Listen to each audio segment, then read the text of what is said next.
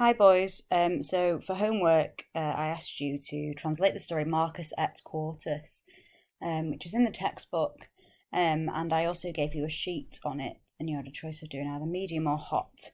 So it doesn't really matter which option you went for. I'm going to go through the whole of the story now. I want you to listen, I want you to look at the Latin as I go through, and I want you to correct your translation.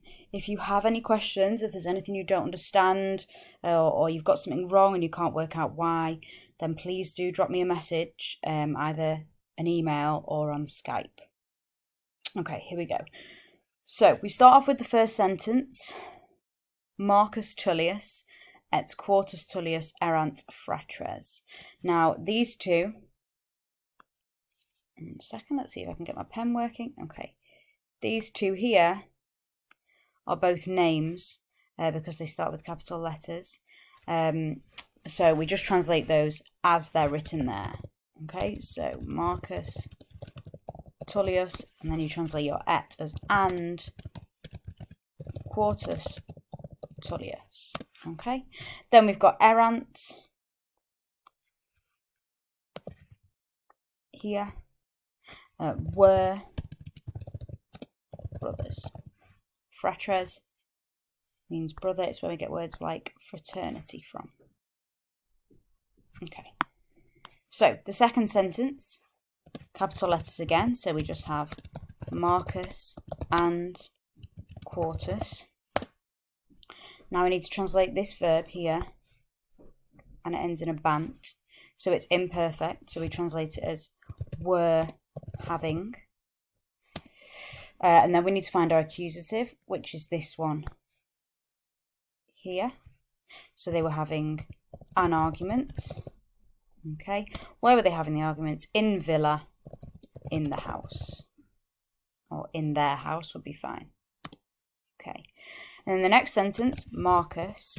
Now before you translate Quartus as the next name, watch out for this, because his name there ends in an O, which is a dative ending. Remember, the dative means 2 or 4. So we translate that sentence as Marcus said to Quartus. Okay, Dixit here ends in eat, so we know it's not an imperfect verb. It's not translated as was saying. We translate it ed, so just said. Okay, what did he say? Now, affair is another name. Starts with a capital A, and then we find est, so affair is, and then it's just described as the best candidate, or an excellent candidate, or a very good candidate would be fine. Okay, and then he says again affair, and then this is quite a long sentence here, so let's look for the verb first. So it's at the very end here, habet. Now this isn't imperfect because it doesn't end in bat or bant, and it isn't perfect because it doesn't end in it or errant, so it must just be present tense. So affair has, and then you've got a whole load of accusatives, and watch out for these because they end with as, and as. So they're all accusative plurals. So affair has many houses and many inns or pubs or shops even. Okay, and the next sentence, the Pompeians favent, we met last week, support or favour, and then look, you've got afro there, so there's a dative, because remember favent is one of those weird verbs that's followed by a dative instead of an accusative. So the Pompeians support affair. Quod means because. Ver dives est, he is a rich man. Okay, so that's the first little section. Check your answers, check you understand where you've made mistakes, and obviously give yourself a load of ticks if you've got the right answers. Okay, next little section. We start with this word minime, which means no. Okay, another name there, Holconius.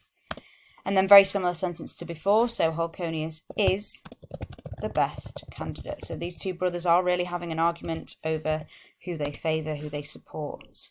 Okay, start with another name, Quartus.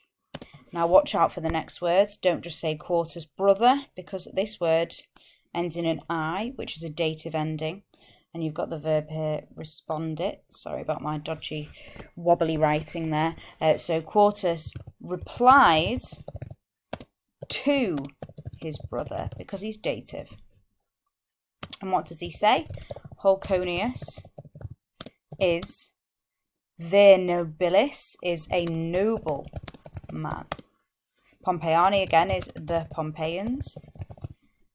And then there's this weird verb again that we talked about last week. The Pompeians trust. And as we know, credo is followed by a dative, which is why Holconio looks a bit strange there. So the Pompeians trust Holconius.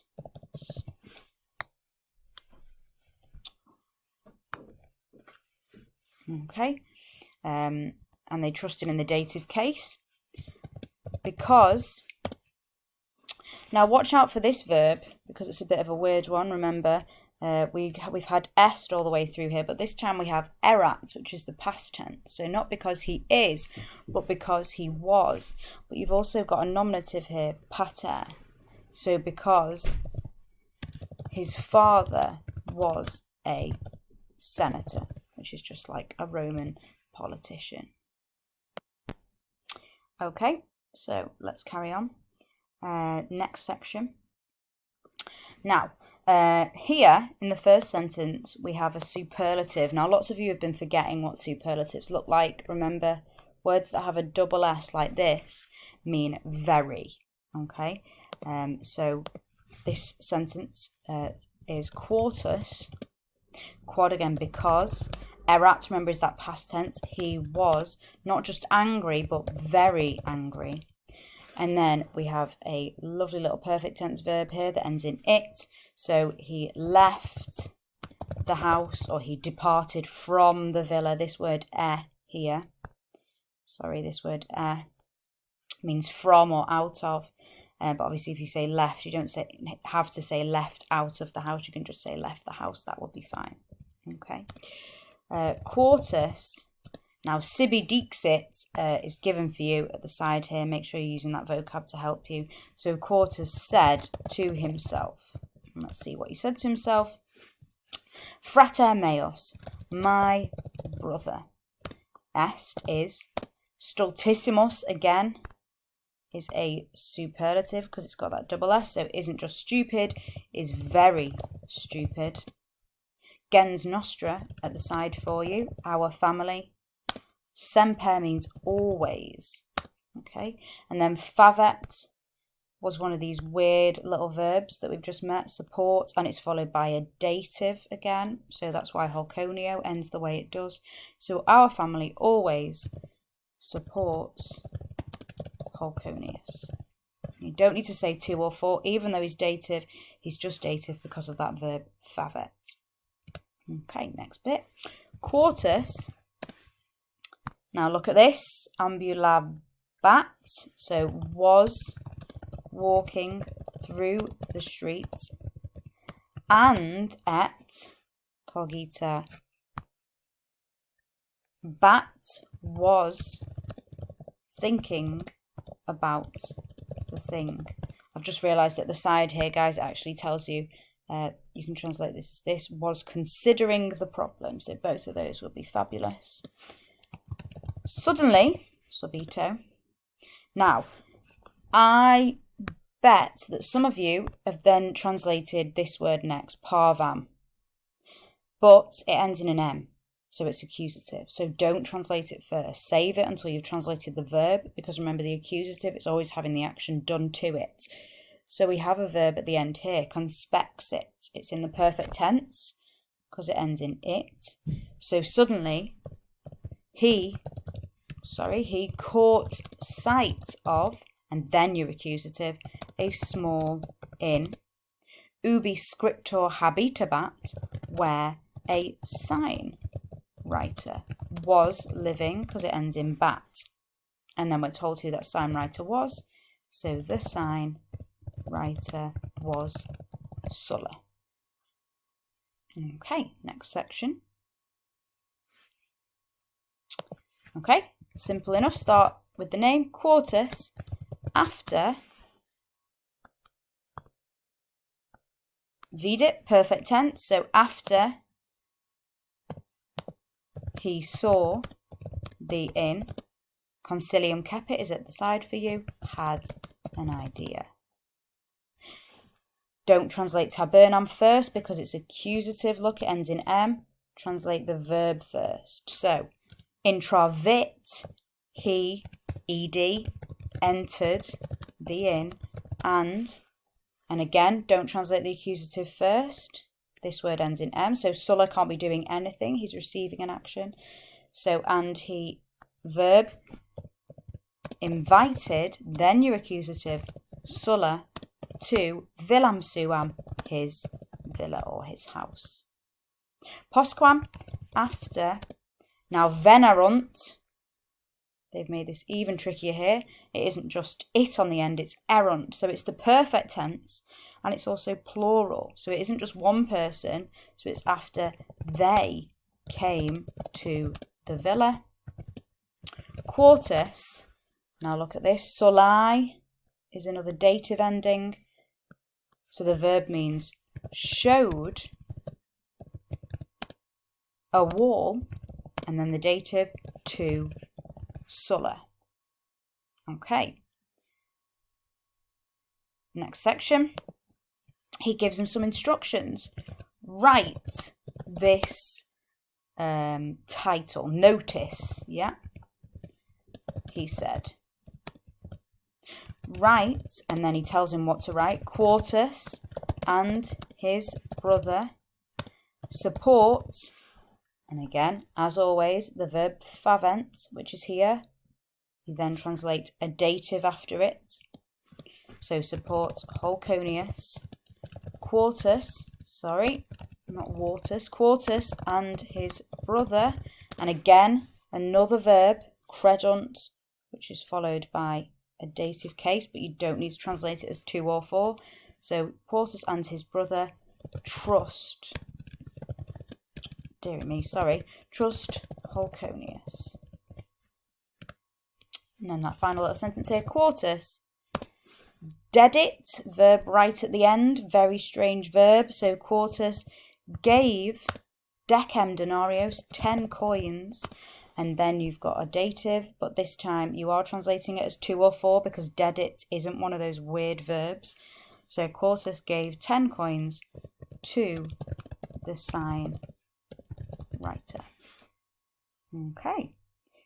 Final little section. Plaquet te, oh gosh, I can't even say that. Plaquet ne tibi. We're given at the side. Does it please you? Asked Quartus. Okay. He's asking about the money. And Sulla. So he's using that same verb as was used before. So we've got plaquet here and plaquet here. But this time there's a mihi. So it pleases me. And I mentioned last week that plaquet is also one of those verbs that's followed by a dative, which is why we've got mihi here, which is the dative case, to or for me. But we're not going to say it pleases for me because that makes no sense. So we just say it pleases me. Sulla replied to Quartus, he's dative there, ending in O. Okay.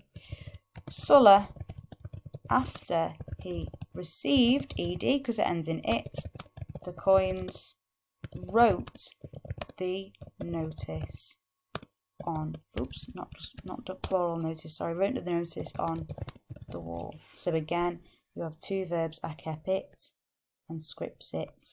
So he received, he wrote. Okay. Any questions, boys? Let me know.